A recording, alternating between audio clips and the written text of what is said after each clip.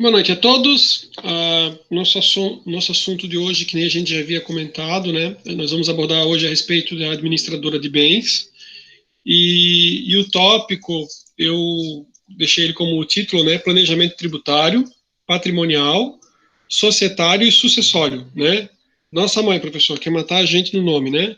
Não, não é esse o objetivo, mas eu quero só mostrar para vocês e que vocês entendam. E à medida que a gente for passando os slides, eu vou comentando alguns pontos que eu acho importantes e até para trocar uma ideia, né?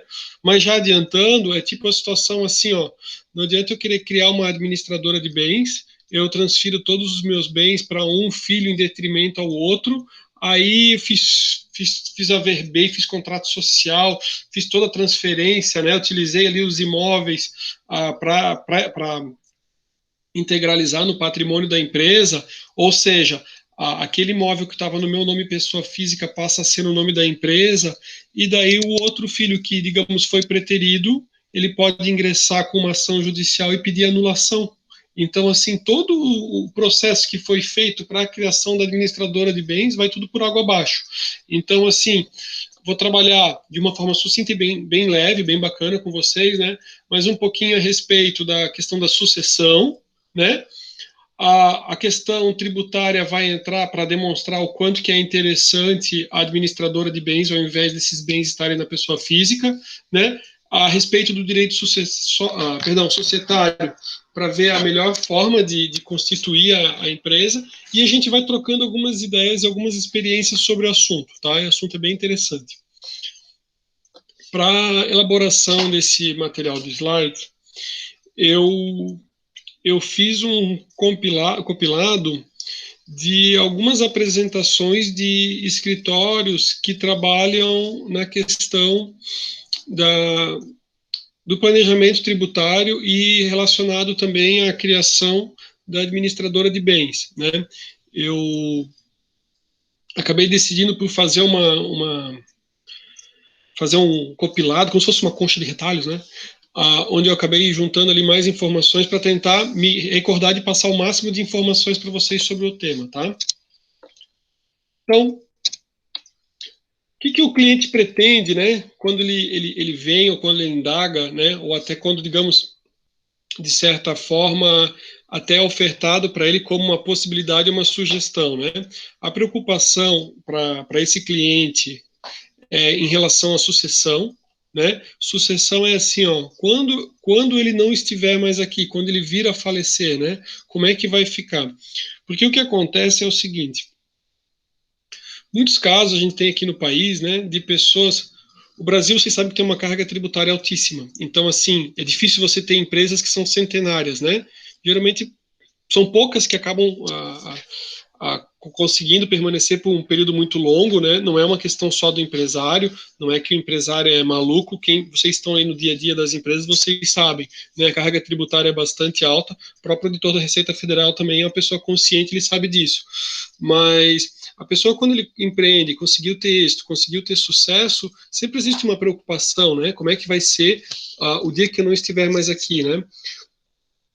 Alguns casos, né, tanto o empresário, seja ele homem ou mulher, né, às vezes é a mulher que constituiu a empresa e tudo mais, e o marido tem uma outra profissão, é um concursado, alguma coisa assim, e a preocupação é assim, tá, o dia que eu não estiver mais aí, quem é que vai tocar, né, ou em relação aos filhos, como é que vai funcionar?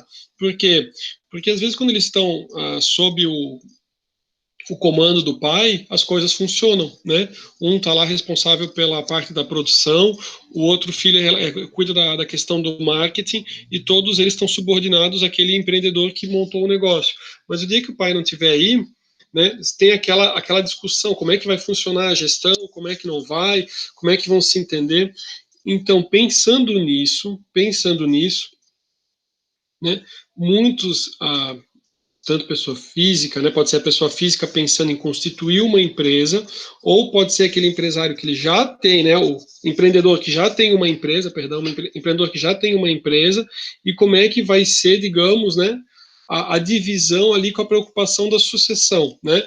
Vocês vão ver que em alguns casos a pessoa pode simplesmente pensar assim, eu vou pegar e vou transferir parte das minhas cotas para os meus filhos, ou ele vai criar uma administradora, né, uma holding, para estar, né, tocando as diversas empresas que essa pessoa empreendeu ao longo da vida. O cliente, quando ele vem buscar, ele vem em busca de proteção ao patrimônio que ele construiu, né? São pessoas que muitas vezes passaram a vida inteira para conseguir empreender e ter êxito, e eles querem garantir com que esse patrimônio nunca mais se perca, né? Nunca mais ninguém consiga vir a tomar esse patrimônio, né? Às vezes o cliente pode buscar em relação a uma reorganização de dívidas ou de ativos, né? E daí sempre vem ali, né, o porquê ou a razão, né, da administradora. Trouxe aqui alguns pontos como se fosse a ideia inicial para entender, né, a composição patrimonial e familiar, entender qual que é a situação de cada um dentro da empresa, né? A empresa está no nome dos dois, ou melhor, pode não ser uma empresa, né? Pode ser, digamos, dois concursados, né? E esses dois concursados foram adquirindo imóveis. Todos esses imóveis estão na pessoa física, e daí o questionamento é assim, beleza, o dia que a gente não tiver mais aqui, né? Como é que vai ser? Se não tiver nada a respeito, né, de uma administradora de bens, vocês sabem, isso vai tudo para inventário, e todos esses imóveis para inventário, para cada um desses imóveis vai ter que haver, né, depois, né, vai ter o custo de transferência dos bens.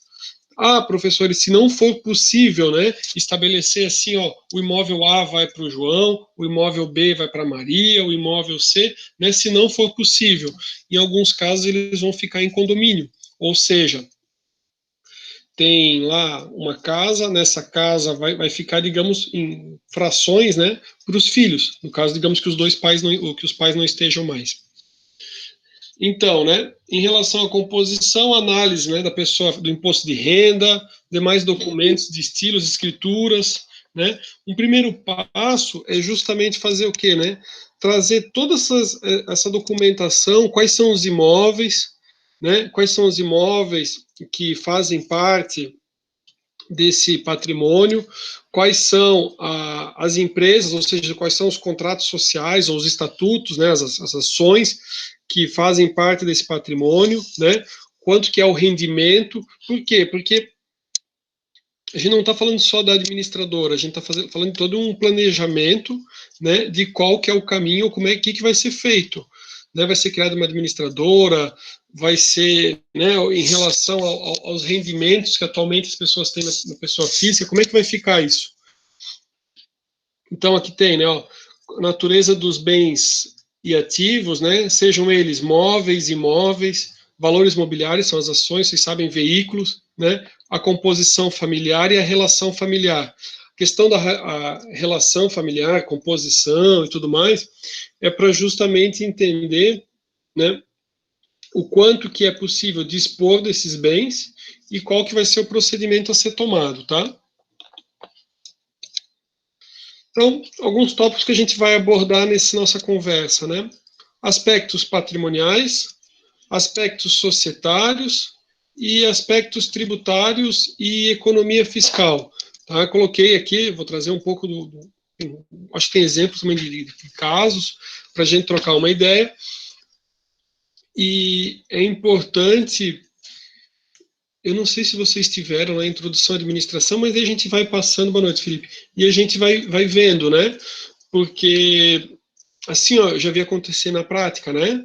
Da pessoa, na hora dele transferir os bens, ele transfere um percentual maior do que ele poderia transferir, e daí digamos assim, um dos possíveis herdeiros questiona, tá? Questiona a transação como um todo. Aí vai começar a surgir, ou pode ser, não precisa nem ser um dos herdeiros, pode ser, digamos, até um credor, né? Ou pode ser também o próprio fisco, né? Alegando que o que está sendo feito é uma simulação, tá? Uma venda que não existiu, né? Só para tentar, digamos, uma venda que não existiu só para tentar impossibilitar que algum credor receba os recursos, né? Ou uma transação por um valor muito mais baixo para que não haja uma tributação, tá? os objetivos do planejamento sucessório e da reestruturação patrimonial, né? O objetivo é a perenidade do patrimônio, então manter esse patrimônio, né, para a posteridade, uma organização patrimonial desde já, né, uma divisão dos bens. Então, quando a gente está falando aqui já desse planejamento, a ideia é já organizar o que vai ficar para cada um dos filhos, né, na ausência ali dos pais, né. A ideia é que justamente, digamos, né, você faz todo o planejamento com o marido e a mulher, já pensando nos filhos, né, e com eles gerenciando e tocando o negócio ainda com os filhos pequenos. A ideia é para que justamente esse patrimônio fique, né, para posteridade ali, e que não possa a sofrer nenhum tipo de bloqueio, né, por algum... Assim, ó, essa aula não devia estar sendo gravada, na verdade. O que acontece muito é, digamos, você, já comentei para você, você tem uma administradora de bens e tem, às vezes, uma outra empresa que locou o espaço, né, para que nunca uma ação trabalhista, né, recai ali sobre esse patrimônio. É claro que vai ter toda uma preocupação em quem vão ser os sócios e que esses sócios também não estejam, né, relacionados ali com a empresa. O que eu já comentei com vocês, acredito, acho que no primeiro dia de aula, tem casos de empresários, senhores assim que já têm bastante, uma boa idade, né? Tava pensando, daqui a pouco vão dizer que eu que tenho uma boa idade já, né? Mas enfim, falando assim de alguém já na faixa dos 70 e poucos anos de idade, que era diretor de uma sociedade anônima, né? E ele chegou a um determinado momento que ele disse que ele não queria mais participar da direção da empresa. Por quê? Porque na hora que eles iam fechar contratos grandes, negociações, né, a instituição financeira queria que eles assinassem como garantidores, se tivesse algum tipo de problema, que o patrimônio pessoal deles, né, se fosse comprometido para saldar aquele valor do investimento. Quando a pessoa chegou já nos 70 anos, por exemplo, ele não quer arriscar tudo que ele já fez, né? O cara já tem tudo que ele já tem, o carro, já tem a lancha, já tem os apartamentos na praia, já tem não sei o quê. Então ele falou: eu não quero ficar só no conselho de administração, não quero mais participar, não quero mais comprometer o capital. Uma coisa é a empresa, né? A empresa que era uma indústria têxtil grande e tudo mais. Mas a outra coisa é colocar tudo que eu batalhei minha vida inteira. E a ideia de uma administradora de bens, aqui vocês vão ver que tem um outro slide que ele vai dizer assim, cuidado para não confundir uma coisa com a outra, e algumas quebras de paradigmas, né?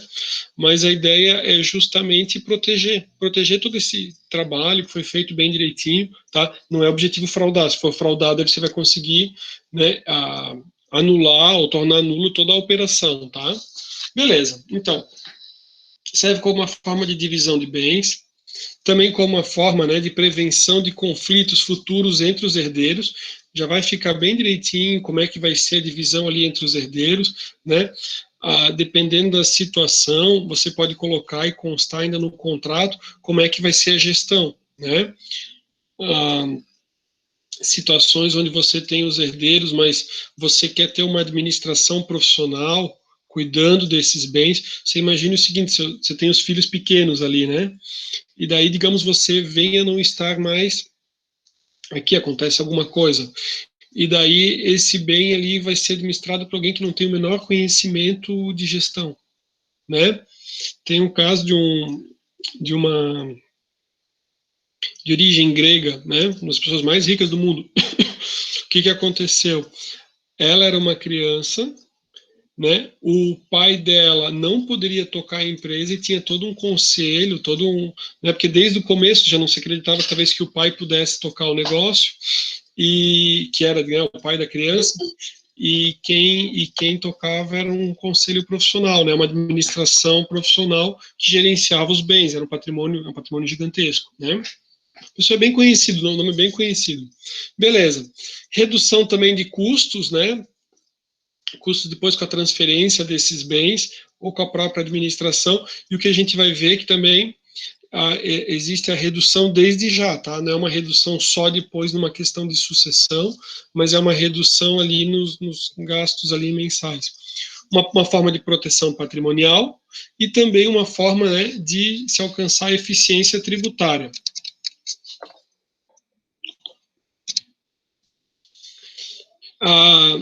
Planejamento sucessório e restituição patrimonial, então, é um meio utilizado em vida para a preservação dos bens e da família, através da divisão do patrimônio em vida, né? A gente não está falando, digamos, a sucessão é automática com o falecimento, né? Que é do seu pai passa a ser seu, não precisa nem ter uma documentação, era do seu pai, né? Tanto é que ninguém vai questionar você que está andando com o carro que era do pai ou da mãe. É claro que você vai fazer a transferência, mas se você não fizer, você não vai perder o direito em relação aos bens. Redistribuição de bens entre os herdeiros sem prejuízo da organização, né? Que é uma forma de você já estar, digamos, bem alinhado, né? Para organizar ali como é que vai acontecer o futuro da organização depois daquele, por exemplo, se for o caso de uma empresa, de um empreendedor dele vir a faltar, né? Você já colocou tudo contratualmente como é que vai funcionar. Então não fica surgindo um conflito ali entre os herdeiros, um conflito que de certa forma pode ser prejudicial para o negócio, né? Às vezes às vezes a empresa é excelente, o negócio é excelente, só que daí, a partir do momento que aquele empreendedor não está mais, os herdeiros ficam se degladiando entre si e o negócio não tem visão de futuro. Por quê? Porque um deles está pensando assim, ó, que o lucro deve ser reinvestido e fazer a empresa crescer. E o outro vai dizer assim, ó, eu penei a vida toda quando meu pai estava vivo, agora eu quero aproveitar o dinheiro que a empresa pode, né, aproveitar a empresa até a empresa se acabar. E daí você já resolve para que não haja prejuízo da organização, né? Você já define bem certinho os critérios. É uma proteção contra desgastes familiares em inventário e testamento, né? É uma preparação e identificação de sucessores, visando a continuidade das atividades empresariais, economia dos custos póstumos e economia tributária. Lá era o objetivo e aqui é o que a gente vai, né, encontrar, né? Então, aqui eu peguei que saiu de uma apresentação e a pessoa que apresentou, ele fez algumas considerações, né? Achei interessante e vou trazer para vocês que assim, ó, o que eu vou dizer, né? Aqui ele diz assim, ó, vou trazer como se fosse uma quebra de paradigmas, né? Vocês viram o que era paradigmas lá em organização, sistemas e métodos, e daí ele quer fazer, ele quer mencionar o seguinte, né? Que existe uma distinção entre simplesmente o planejamento sucessório e o tributário, que não são a mesma coisa, mas é claro que a gente está vendo que vai englobar tudo, né? O planejamento sucessório não obrigatoriamente é uma abertura de uma holding administradora de bens, pode ser que o caminho a ser tomado seja outro, né? Então, porque falando em planejamento sucessório significa que vai abrir uma holding? Não, tá? Também que não há sucessão sem a transmissão, ou seja, a gente está falando aqui, né, vai ter a transmissão dos bens. A holding, né, diferente da administração de bens de imóveis próprios, até porque holding tem diversos tipos de bem, né, pura, mista, que é relacionada justamente à administradora de bens de imóveis próprios, mas existem outros tipos, tá? E aqui ele traz, né, que blindagem patrimonial contra terceiros nunca existiu. É que assim, ó, não dá para pensar a blindagem patrimonial depois que as coisas já aconteceram, né? A constituição de uma administradora de bens não é do tipo assim, eu fiz um monte de uma lambança na empresa e agora eu vou pegar e vou esvaziar a empresa, eu vou tirar todo o patrimônio da empresa, vou colocar para uma outra empresa e vou blindar o patrimônio. Ninguém vai colocar o dinheiro, a mão lá, né? Vocês sabem, moram em Balneário, deve ter diversos casos que talvez vocês tenham conhecimento. Acaba acontecendo, tá, em alguns casos, da pessoa tentar esvaziar o patrimônio, né? Popularmente o pessoal chama sangrar a empresa. O que é sangrar a empresa? É quando a pessoa já vê que não vai ter futuro em relação ao negócio, aí ele não reinveste, ele saca todo o dinheiro, né, ele vai tirando o dinheiro até que chega um determinado momento que a empresa quebra. Só que aqui o que está tentando se trazer ou se dizer é o seguinte, que você não está falando que uma administradora de bens é uma forma de lesar o terceiro, tá? Tipo assim, vou blindar o patrimônio. Mas, professor, poderia acontecer, né, de alguém fazer essa transferência de bens e o outro não conseguir em tempo, né, localizar ou achar? Sim, né, não é correto, mas assim, existe, né? Tanto é que se vocês jogarem blindagem patrimonial até no Instagram, lá, hashtag, vocês vão ver diversos, né, escritórios, pessoas, advogados que vão colocar, né? Claro que ninguém vai dizer, vou fazer um ato ilícito, né? E também não é objetivo, de forma alguma. Nenhum advogado ou contador vai querer se comprometer, tá? Mas muitos pensam em fazer como uma forma de proteção, né? Mas o que eu quero mostrar para vocês é que a gente está como se fosse um passo antes, né? É a situação assim, ó, tá tudo certo com a pessoa física e ele quer pensar num futuro, com um planejamento sucessório, beleza. Ou tá tudo certo hoje e ele quer pensar como uma forma de pagar menos tributos, também tá certo, tá? Então é uma forma assim, ó, de planejamento. Eu quero fazer uma distinção ali também, é tomar um cuidado para não ser uma forma de lesar o fisco ou lesar terceiros, tá? Aí, vou entrar com vocês em alguns aspectos patrimoniais relacionados ao direito sucessório, né? Vocês tiveram alguma coisa sobre direito sucessório quando tiveram sei lá quem que era o professor? Acho que era a Mônica. O pessoal teve alguma coisa com ela? Ah, o Bazanella tributária, né? Acho que não tivemos. Tá. Então, assim, ó, eu tentei trazer para vocês de uma forma que seja a forma mais sucinta, né?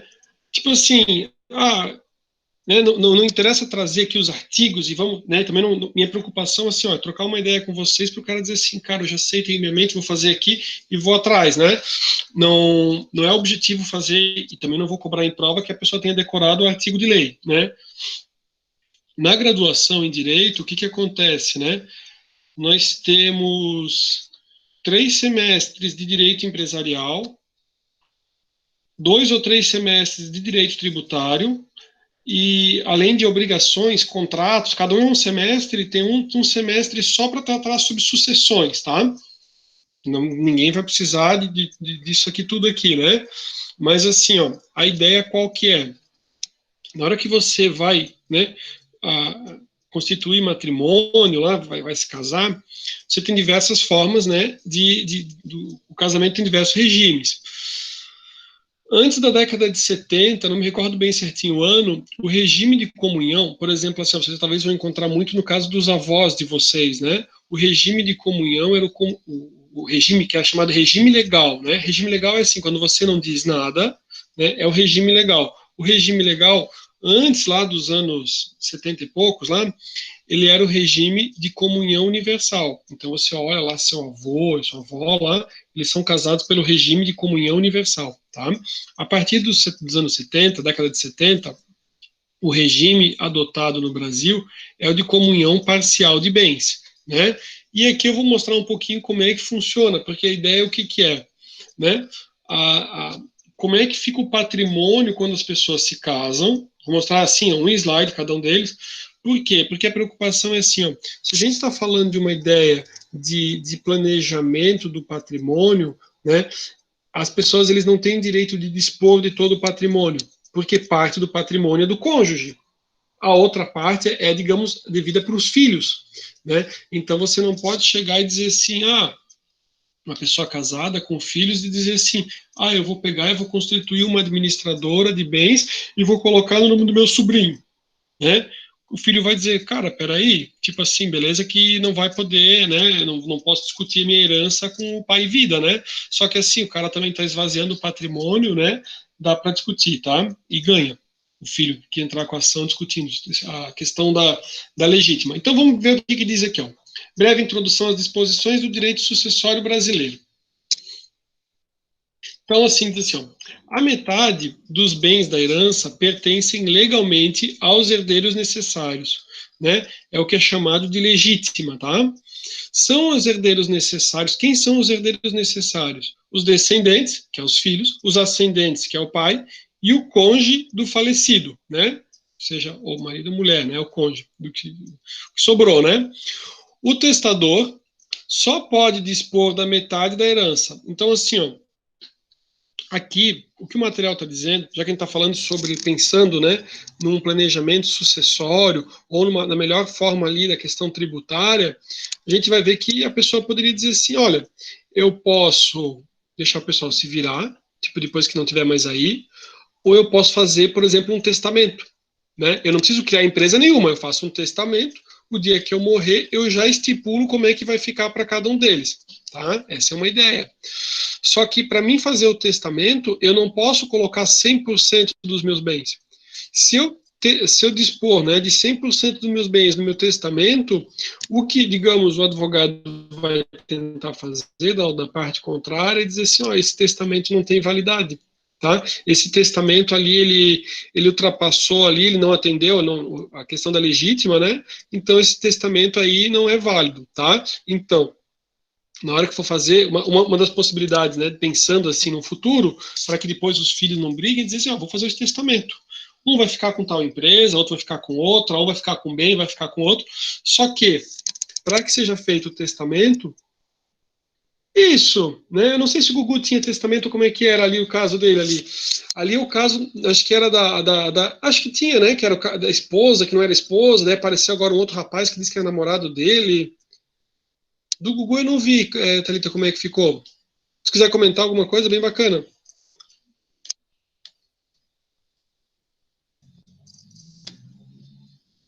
O seguro a pessoa recebe, tá? A pessoa que tiver como beneficiário lá, tá, não tem. Ou não bem. Não sei se não bem ou não tem. Beleza, vou. Então, então, talvez seja uma situação desse que a gente vai ver aqui agora, então, tá? Eu até posso tentar dar uma pesquisada na hora do intervalo, a gente traz, quem sabe, depois do intervalo ali, qual que era o caso dele, tá? Eu não sei, né? Também, ainda mais que está sendo gravado, né? Mas, assim, do Gugu eu não sei, porque a esposa, não sei como é que era o relacionamento, não sei qual que era o regime de casamento, tá? A gente vai ver aqui sobre os regimes, tá? Deixa eu aproveitar e comentar o seguinte. Geralmente, quem tem bastante patrimônio, né, na hora que vai casar, eles acabam casando com separação de bens, né? Às vezes, tipo assim, ó, sei lá, vamos supor assim, ó, tem uma menina que ela é muito bem de vida, né? Aí a menina quer se casar. Aí o pai já pensa assim, bah, esse rapaz está interessado na minha filha, é um baita, um setião, tá querendo se casar só por causa do patrimônio que ela vai ter. Aí ele fala assim, ó, você vai casar, mas vai casar só sob o regime de separação de bens, para não misturar os bens, tá? Ah, já vi desses casos já, né? Tem casos de pessoas conhecidas assim, que fizeram super bem de vida, não sei o que foi que um dia foram juntar o documento, eram casados com separação, tá? Para não dar nenhum tipo de problema. Mas assim, ó, se eles não disserem nada, o regime é comunhão parcial, tá? Beleza, então vamos seguir aqui, então a gente vai conversando e depois a gente vê esse do Google também, que é bem interessante. Ó, então tá. Então a pessoa só pode dispor, né, do que sobrar. Ele não pode, né, dispor a ida legítima. A metade dos bens da herança pertencem aos herdeiros necessários, tá? Os herdeiros necessários vão ser os descendentes, né, ou os ascendentes, ou o cônjuge do falecido, né? Daí diz assim, ó, o testador só pode dispor da metade, beleza? O testador é aquele que vai fazer o testamento. E diz também assim, ó, a herança de pessoa viva não pode ser objeto de contrato e negociação prévia entre os herdeiros. A legislação vai dizer, tá, que eles não podem lá estar discutindo a herança de pessoa viva. A pessoa não morreu, né? Não dá para ficar fazendo acordo já, isso aqui vai ficar para mim, isso aqui vai ficar para ti, tá? O que depois a gente vê é que às vezes um pode ceder ali a parte dele, né? Dá até fazer contratos depois num futuro em relação a isso, tá? Também sempre tomando um cuidado, né? Às vezes a pessoa quer abrir mão da herança só porque ele tem dívidas, né? Para, digamos assim, um credor não pegar ali o patrimônio que ele tem, né? O inventário abre-se no lugar do último domicílio do falecido. Beleza, só a questão da competência territorial ali. Então tá, ó. Então, assim, ó, primeiro regime de casamento que a gente vai ver, tá? São 4 regimes, tá? Um deles é comunhão universal, que a gente vai ver agora, comunhão parcial de bens, perdão, a separação de bens e aquela participação final dos aquestos, né? Participação, é como se ele fizesse todo um cálculo, imagina assim, a questão contábil, ver quanto que é a participação de cada um e estipula quanto que é cada um, tá? Eu, particularmente, acho que é o menos comum de todos, né? Não sei que fossem os contadores que se empolgassem para fazer, mas o que a gente vê é assim, ó, regime legal é comunhão parcial, né? A comunhão universal, o pessoal mais antigo, também, muitas pessoas, você pode escolher o regime de casamento, tá? Quando começou o Código Civil 2002, quando eu aprendi na graduação, se dizia assim, ó, você casa por um regime e você nunca mais altera o regime. Você tem que se separar para daí casar de novo e mudar o regime, tá? É possível hoje em dia mudar o regime, você consegue fazer essa alteração de regimes, tá? Mas quando eu tive na graduação, que nem vocês estão tendo, tá? Não era possível. Beleza, então assim, ó, vamos falar sobre o que interessa, que é a ideia é sucessão. Na comunhão universal, os bens se misturam, se confundem. Então, assim, ó, não importa se a pessoa tinha patrimônio antes que vem de herança, ou se um era rico e outro era pobre, a partir do momento, né, que tem a comunhão universal, a ideia, né, claro que depois você tem todo ali o pacto pré-nupcial e coisa e tal, mas a ideia o que que é, né, sem olhar o pacto, é assim, ó, 50% é para o meeiro, que é o cônjuge, né, e daí depois a outra parte vai ser, né? Porque assim, a pessoa vai poder dispor só da metade, certo? Então, assim, ó, se as pessoas têm, se, por exemplo, se só tem uma casa e tem um casal, dessa casa, metade é de um cônjuge, metade é do outro cônjuge. Se eu quero dispor do meu patrimônio, eu só posso dispor da minha parte. Quanto que é a minha parte? A minha parte, digamos, seria 25%, né? Digamos uma única casa, eu quero dispor dessa casa, né? Só que como eu casei como comunhão universal, a outra metade é do meu cônjuge. Então eu só vou poder dispor o meu 50%, na verdade, é os 50% dos 50, ou seja, é 25%. Entenderam esse quadro? Sim, né? Então, então assim, ó, no caso do óbito, o que, que vai acontecer? O cônjuge tem a metade, né? E ali os herdeiros necessários, né, vão ter 25. Eu vou poder dispor do meu patrimônio, ou seja, de 25%, tá? Claro, eu falei como se tivesse um, o cara pode ter 10, 20 imóveis, né, e vai dar nessa proporção. Então eu tenho 10 imóveis, né, 2,5 fica meio estranho, mas enfim, 100, então 25. Beleza. Outro regime de comunhão, esse é o comunhão parcial, né? Esse é o regime legal, atualmente se alguém casar, né, pessoal que a gente tem algumas pessoas casadas aqui na turma, né? Se eles, na hora de casar, provavelmente eles casaram sob o regime de comunhão parcial. Eu sou casado sob o regime de comunhão parcial, tá? Então, o que que acontece? Aqui, ó, eu tenho assim, ó, a situação, né, dos bens comuns e do bem particular. Por quê? Porque no que, digamos, o casal construir em conjunto, por exemplo, o casal, né, eles, ao longo do casamento, eles vão lá e compram imóveis e tudo mais, né? Sobre esses bens, o cônjuge tem metade desses bens, né? Ah, professor, mas ele já tinha uma série de, ele já tinha, sei lá, 2 apartamentos antes.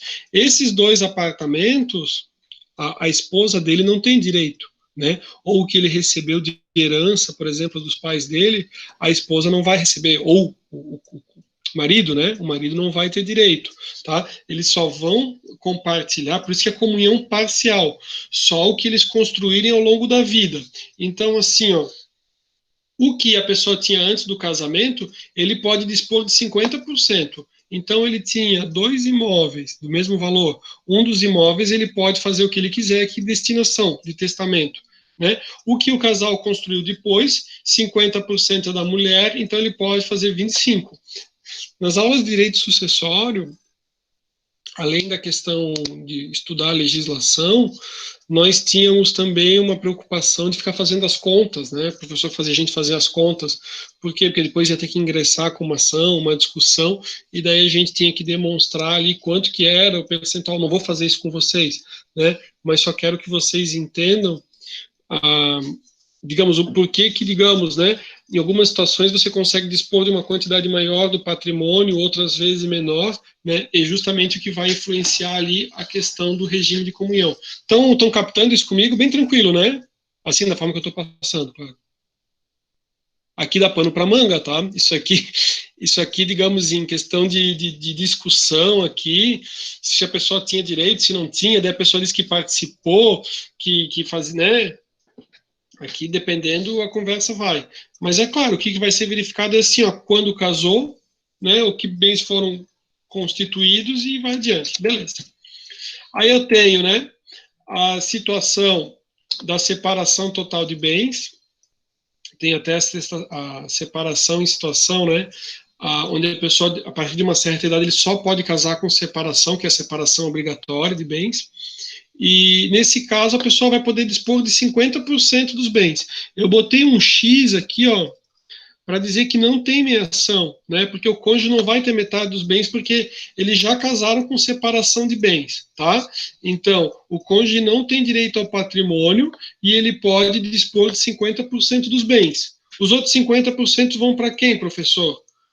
Para os herdeiros necessários, para os filhos. Ele não pode, digamos, não colocar para os filhos, né? E os filhos vão dividir em igual quantidade, tá?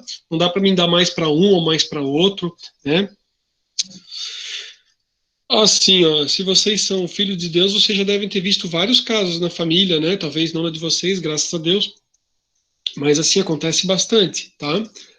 O que eu quero dizer assim, ó, que na hora do, assim, quando tá numa situação assim que o pessoal tá mais velhinha, assim, né, vai morrer, aí o velhinho quer dizer que ele vai dar, tipo assim, tal filho merece ganhar mais, porque ficou cuidando de mim no final da vida, o outro merece ganhar menos. Não existe isso, tá? O que o velhinho falar pode baixar a orelha, nem dar bola, porque não existe, tá? Eu já ouvi isso na minha vida, né? Digamos assim, fulano de tal cuidou mais do Beltrano, então ele merece. Não, tipo, é a legislação aqui, o cara não escapa. Os filhos vão ganhar na mesma proporção, tá? Aí beleza, né? Aquele participação final dos aquestos, daí ele teria que fazer o cálculo de quanto que é a participação de cada um deles para dividir. Esse eu já nem coloquei porque não vê tanto. Aí tá, estruturas básicas, né? Tem a possibilidade de doação em vida com ou sem reserva de usufrutos. Pessoal, vocês sabem o que é usufruto?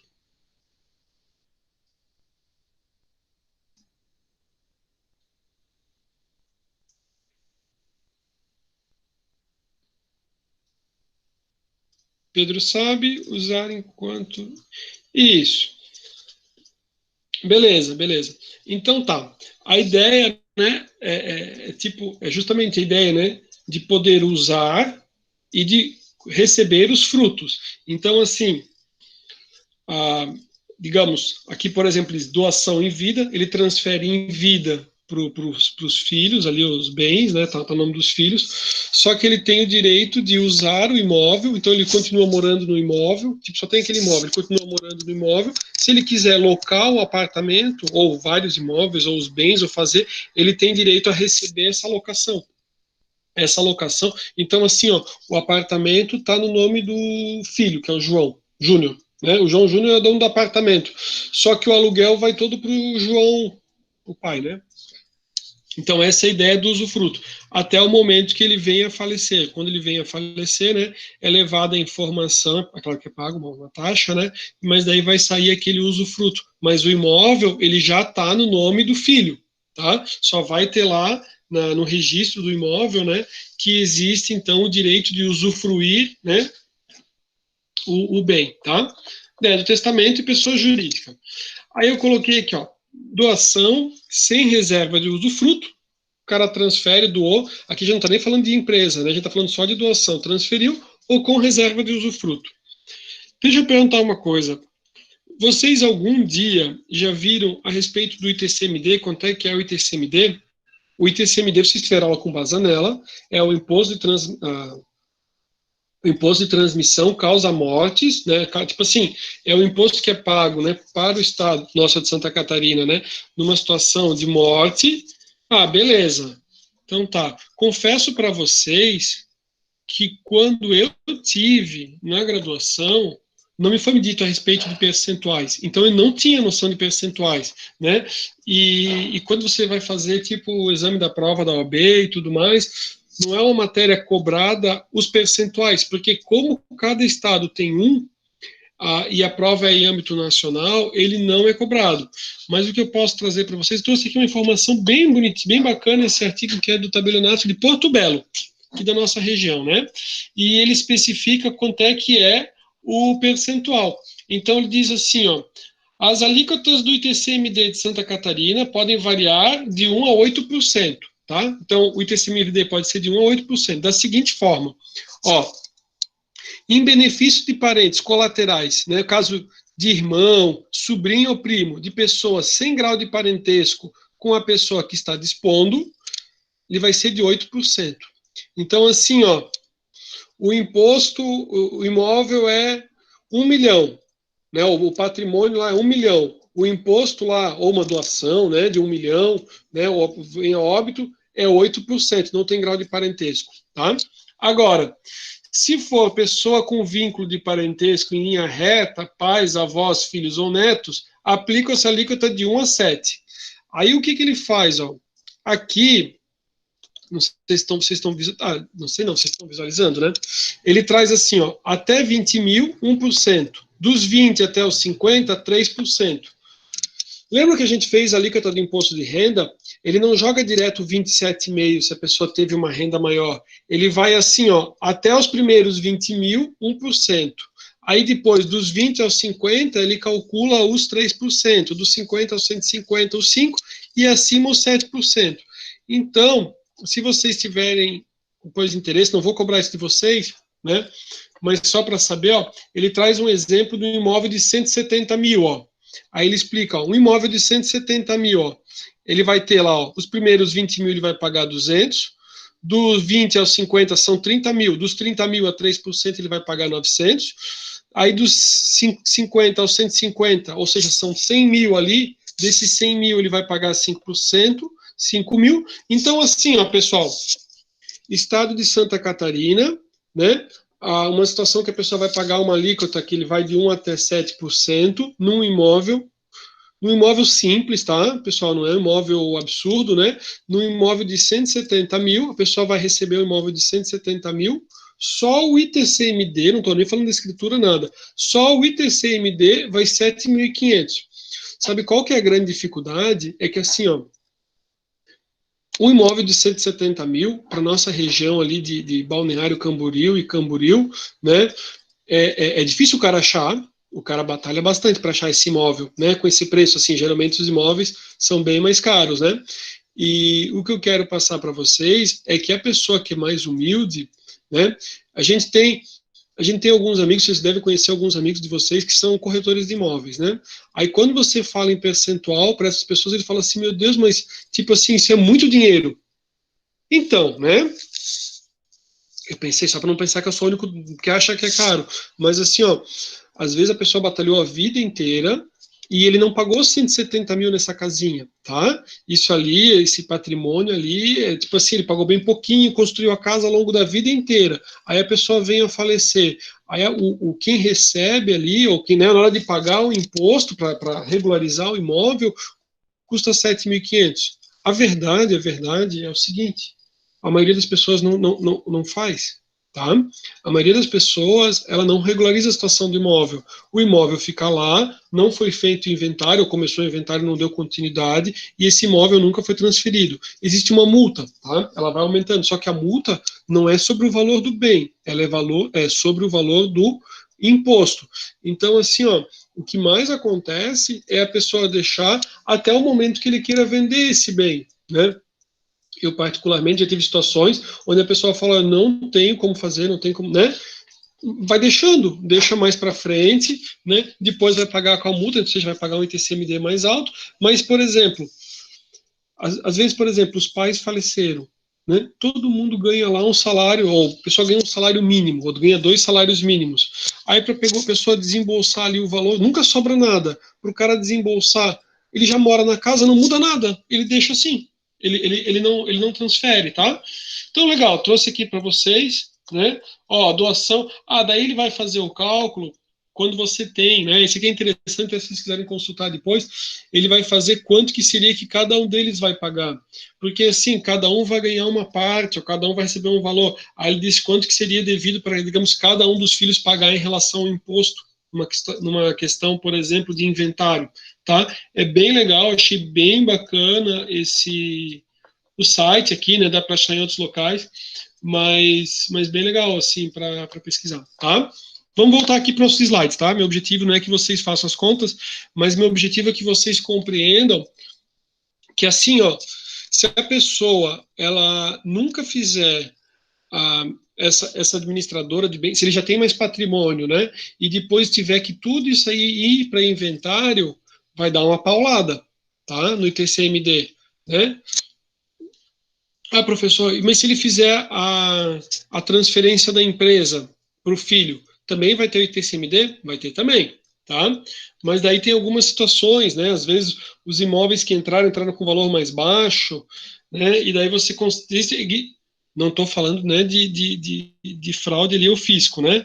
Mas às vezes a pessoa, tipo, como ele está administrando a empresa, ou os negócios, ou os imóveis, ele já faz um planejamento que é o seguinte, ó, ele constitui a administradora de bens. A administradora de bens vai ganhando dinheiro com a receita de locação. Esse dinheiro é investido para nova compra de novos imóveis, ao invés de cair tudo na pessoa física e os novos imóveis serem todos adquiridos na pessoa física. Estou falando no caso de uma administradora de bens imóveis, tá? Só para trocar uma ideia com vocês.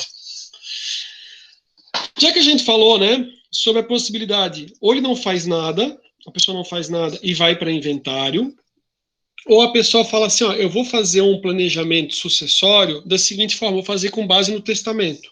Aí eu trouxe algumas informações para vocês a respeito do testamento, tá? Aqui eu tinha um slide que ele falava sobre o testamento público e o cerrado, né? Só que eu trouxe a informação, ela mais legal assim, ó, sobre os tipos de testamento, tá? Então eu vou mostrar ele por aqui. Diz assim, ó, testamento público. Testamento público, né, é o ato de registro no cartório de notas, né, escrito na presença dos tabeliões de notas e testador, registrado em livro e folhas próprias. Assim, ó, aliás, bem interessante uma coisa, né, ninguém tem obrigação de saber, né, não sei se vocês sabem ou não, ou sabiam, né, às vezes a pessoa também não está no dia a dia no direito, mas você tem vários lá tabelionatos, né, a questão do tabelião, né, e a pessoa fala assim, no cartório, né? Então, assim, ó, existe um tabelionato, né, de títulos e documentos lá, um outro, né, que é, digamos assim, o pessoal fala popularmente, né, o cartório de Balneário eu não conheço, né, assim tão bem ali, mas, por exemplo, aquele que fica na Praça das Sereias, eu não sei se aquele é o primeiro ou qual que é, o que ele vai fazer? Ele vai reconhecer firma, né, e ele vai protestar o devedor. Ó, a Bruna trabalhou lá 2 anos. Então, é o tabelionato de títulos e documentos e protestos? É isso, Bruna? Isso. E você tem um outro que é relacionado a registro civil. Então, tem um local que você vai só fazer, por exemplo, quando tipo assim, nasceu alguém, é o registro civil. Né? O cara vai lá no cartório de registro civil. Faleceu, que é a certidão de óbito, é o registro civil. Né? Vai casar, registro civil. Esse, se eu não me engano, a não ser que mudou, ele fica atrás do Angelone da Rua 2000, né, na 4ª Avenida, com a 2000, por ali, tem acho que até talvez mudou, acho que a localização ali, alguém até pode me dizer. Lá é o registro civil, então se a pessoa vai casar, ele vai no cartório de registro civil. E tem um outro que é o cartório, né, de registro de imóveis. Balneário é muito forte a questão da construção civil, então acho que o pessoal talvez até já sabia.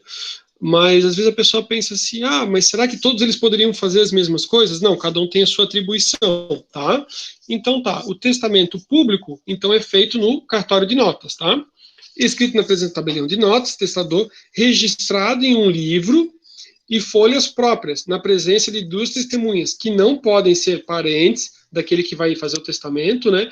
Ou do beneficiário envolvido no ato. É uma das formas mais seguras de se registrar, porque é um testamento público. Né? Um ato testamento, tendo em vista o arquivo permanente no livro do cartório de notas. O testador fica protegido e seguro que sua vontade será realmente cumprida após o seu falecimento. Então, fica lá, ele faz um testamento, né, ele é público. Outro tipo, o particular. Então, o particular é o ato elaborado pelo próprio testador ou por um terceiro a seu pedido.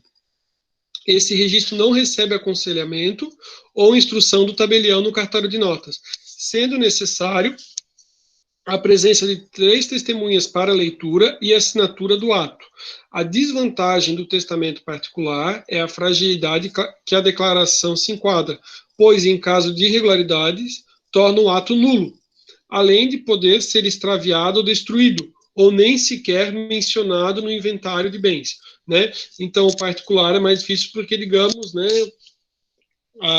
a questão de conhecimento de todos. E, por fim, o testamento cerrado, né? O que é o testamento cerrado? Também elaborado pelo próprio testador ou por terceiro a seu pedido. O testamento cerrado adquire validade após o auto de aprovação lavrado, ou seja, o tabelião no cartório de notas não tem acesso ao conteúdo, tampouco arquiva a cópia do testamento. Ele vai ficar fechado, né, cerrado, fechado, né? Então, assim, ele não é que é o testamento público, obviamente, né, porque é outra espécie. Então, diz assim, ó, que o tabelião ele apenas emite ele apenas emite o auto de aprovação. Ele lacra e costura o testamento, a ideia de coser, né, de fechar, né? Este ato pode ser considerado inválido caso apresentado, né, esse testamento em juízo com o lacre violado, porque ele tem que estar fechado, além da possibilidade do registro de testamento ser extraviado ou desaparecer por alguma ação dolosa de um terceiro, né? Alguém que tipo não queria que esse testamento aparecesse, né? Apesar do testamento cerrado não possuir registro no cartório de notas, sua existência fica registrada no cartório distribuidor judicial. E o procedimento de abertura de registro e cumprimento de testamento cerrado está previsto no Código de Processo Civil. Então, aqui, era para a gente ver, né, os tipos de testamento, pode fazer público, particular, aqui ou cerrado, um pouquinho da formalidade, né, o objetivo não é ensinar ninguém a fazer, mas saber quanto a existência, a possibilidade. Então, o que eu fiz foi o seguinte, como eu sabia do nosso encontro, e como esse é um material que eu preparei especialmente para a gente fazer o nosso encontro, que eu falei, ó, algumas informações eu busquei junto a escritórios que trabalham especificamente com a parte de planejamento, como é que eles têm apresentado para os clientes, e aqui, na verdade, eu que inseri, tá? Então, achei super interessante, eu trouxe do tabelionato de notas e protestos de Itajaí, ele é bem organizadinho, o site deles ali, bem bacana, e ele traz ali os custos, né, que na verdade é tudo tabelado, né, a Bruna pode até me auxiliar, e ele diz assim, ó, custos, né, testamento público lavrado no tabelionato de notas, tabela vigente a partir, né, de 26 de março de 2020. Então, sem especificação patrimonial, aprovação do testamento cerrado, valor 204, cerrado. Testamento público com especificação patrimonial, 594, e revogação do testamento público, 192,80. Necessária a presença de 2 testemunhas, ato formal, tal qual a lavratura do testamento público sem revogação. Tá? Um pouquinho ali a respeito das informações. Aí, eu só coloquei, né, porque assim, ó, os cartórios, vocês sabem que quem tem interesse, né, em ser, digamos ali, seu tabelião, né, ele faz um concurso, é um dos concursos mais disputados, né, até porque tem cartórios muito bacanas, muito interessantes, tem toda a questão dos requisitos, né, e ele vai fazer concurso, e o concurso é organizado pelo Tribunal de Justiça, né? Então, assim, cartório de Santa Catarina, Tribunal de Justiça de Santa Catarina, né? E o tabelião lá, ele não estipula, assim, o preço ali conforme, né, ele, pô, eu vou cobrar tanto, né? Esses valores ali, eles vão ser todos tabelados, tá? Ele não pode nem oferecer desconto, porque a ideia também não é ele estar concorrendo. Então, por exemplo assim, ó, se você for levar um título a protesto, vai ser o mesmo lugar em qualquer uma das localidades, né? Se você quiser fazer uma escritura de união estável, né? Então, assim, ó, todos esses procedimentos, eles são tabelados, tá? Trouxe só a título de informação, mas, obviamente, imagino que se vocês têm interesse, vão buscar lá ou no próprio Tribunal de Justiça, né, no TJSC, ou se não, que nem eu falei que esse do cartório de Itajaí era bem bacana, então eu peguei ele dele, ó. Ele diz assim, ó, confira abaixo uma versão simplificada da tabela de emolumentos. Daí cliquei lá, né? Aqui ele diz, ó, Lei Complementar 755/2019 lá do TJSC. Eu só botei a título de curiosidade, serviços lá, quanto é que é, né, ó. Aqui ele traz, ó, Abertura de cartão de assinatura, quando você vai fazer a assinatura para um dia que eles vão reconhecer, gratuito. Autenticação de documento, aí tem os valores, né? Ninguém vai decorar isso aqui, não faz o menor sentido. Só estou mostrando só de curiosidade, né? E aqui, na verdade, é quando você vai fazer a escritura, né? Para negociar algum imóvel que você está negociando. Então, o imóvel é acima de 164 mil. Você vai pagar para fazer a escritura 1.618. Professor, tá. E daí depois que fez lá no cartório de notas, né? Quando você vai levar para o registro de imóveis, para que fique o seu nome lá como proprietário, você vai pagar mais 1.618, tá? Mais os impostos, né? Então, assim, pago duas vezes, professor, paga a primeira vez para fazer a escritura e paga a segunda vez no registro de imóveis, tá? São os dois cartórios. Além disso, eu vou pagar o imposto. Vai, né? Por exemplo, se transferir entre vivos, não estou falando da empresa, tá? Estou falando de uma situação que você vende para o seu imóvel. Você vai pagar o ITBI, né? O ITBI é em âmbito municipal, então o município vai estabelecer qual que é o valor ali entre eles, né? Professor, e naquela questão ali do inventário, né?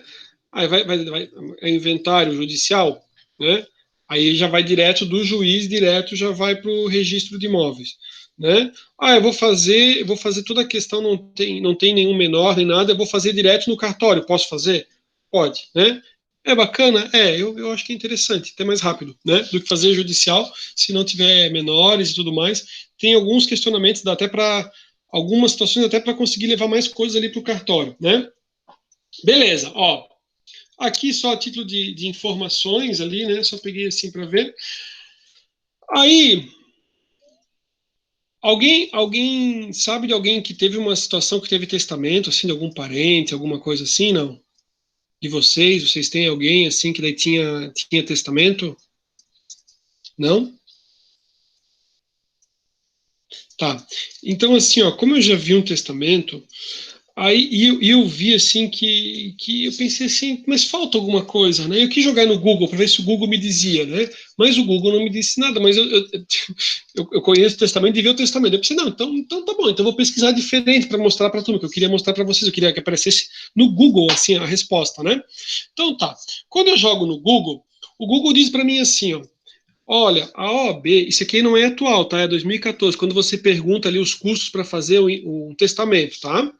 Ele diz assim, ó, a OAB fixa, né, cada OAB de cada estado vai fixar os seus valores de honorários, tá? Mas beleza, jogou no Google, Google vai dizer isso aqui para vocês, ó.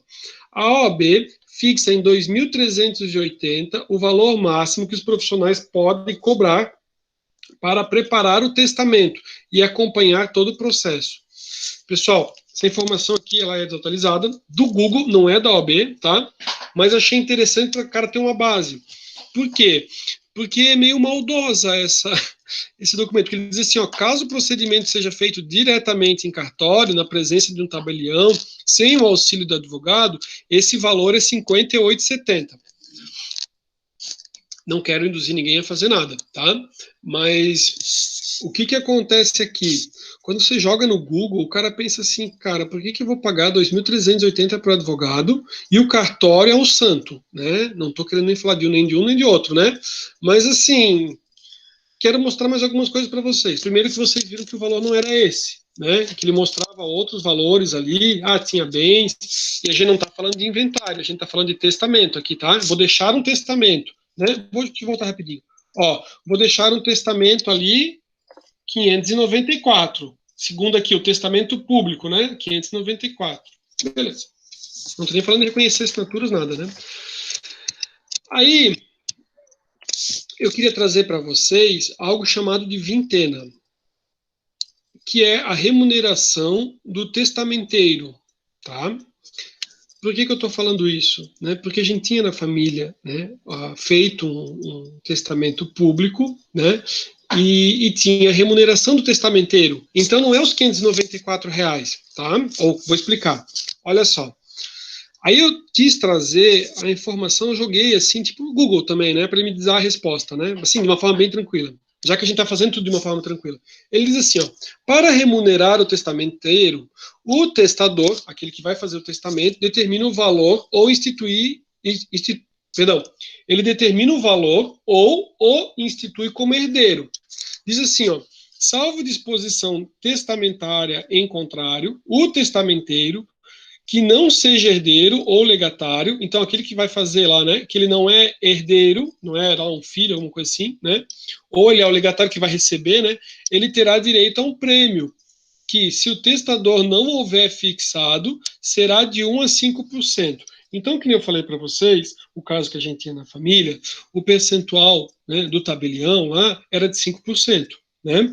Então, assim, era um testamento, né, além do valor e tudo mais. No dia, então, né, que esse testamento fosse aberto, 5% do patrimônio iria para o dono do cartório.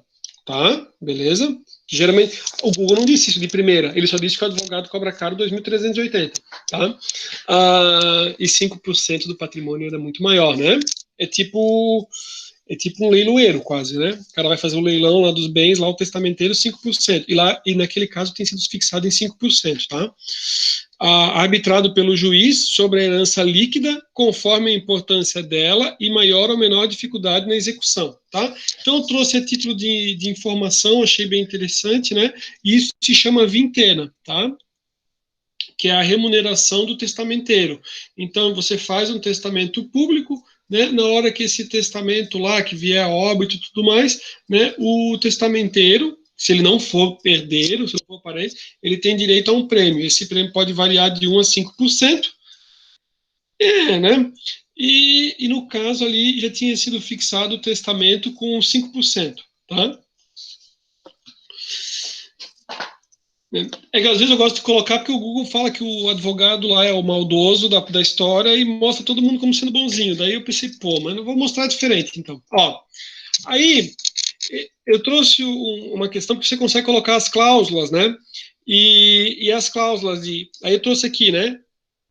Incomunicabilidade, inalienabilidade e empenhorabilidade, né? Então, assim, ó, o que vem a ser cada uma delas aqui, né? A primeira, ó, incomunicabilidade. O bem testado não se comunica ao cônjuge ou futuro cônjuge do beneficiário do testamento. Então, eu faço um testamento e posso colocar uma cláusula de incomunicabilidade. Ou seja, esse bem que eu vou deixar, o cônjuge não vai ter direito a ele, tá? Isso é uma cláusula, né, que vai dizer que os bens lá com, digamos, com o cônjuge não vai poder se comunicar. Uma outra, né, que vem de alienar. Alienar é poder, né, transferir, né? Popularmente o pessoal fala, é vender, né? O cara alienou, ele vendeu, né? Então, inalienabilidade, né? Impede que o beneficiário possa vender ou onerar, né, ou dar em garantia o bem testado. Então, ele vai receber, ele não pode, né, dar em garantia, ele não vai poder, ele vai, digamos, ficar com o bem recebendo os frutos do imóvel, mas ele não vai poder vender. Tá? O testador pode colocar uma cláusula. E a outra é empenhorabilidade, ou seja, ele não vai poder ser penhorado. Então, diz assim, ó, tem como objetivo, né, proteger o patrimônio objeto do testamento de dívida do próprio beneficiário do testamento. Então, tipo assim, ó, o cara vai receber, só que o cara já tem alguma dívida e alguém já vai querer pegar esse bem, já vai querer penhorar, né? Aí ele busca lá, na hora que ele for fazer o testamento, colocar essas cláusulas, né? Que os bens não se comunicam com o cônjuge do beneficiário, então, digamos, eu quero dar o bem para o fulano, mas não quero que vá para a esposa dele, só para o fulaninho, entendeu? Aí tem essa cláusula aí para não se comunicar com o cônjuge. Ou ao contrário, né? Que deixar para uma outra, sei lá, uma sobrinha que você teve uma tensão ali que foi criada como se filha fosse, mas filha nunca foi. Daí você quer dispor de uma parte do patrimônio que você pode, lembrando que você tem uma parte que você não pode, né, dispor. Lembra? Só de 50% que a gente foi vendo. E as outras cláusulas aqui, né? Não permitir ele vender ou, né, dar em garantia, e a outra que não permite que um terceiro venha tentar penhorar o bem. Legal? Bem interessante esse nosso assunto que a gente está vendo até aqui, né? Espero que vocês estejam gostando até o momento. Eu vi que são 8h15, vamos fazer nosso intervalo e daí depois a gente continua daqui onde a gente está. Depois a gente saiu da ideia do testamento e a gente vai falando sobre os tipos de empresa, sociedade e tudo mais, tá bom? Bom intervalo para vocês. 8h30 a gente retorna, tá bom? Um abraço, pessoal.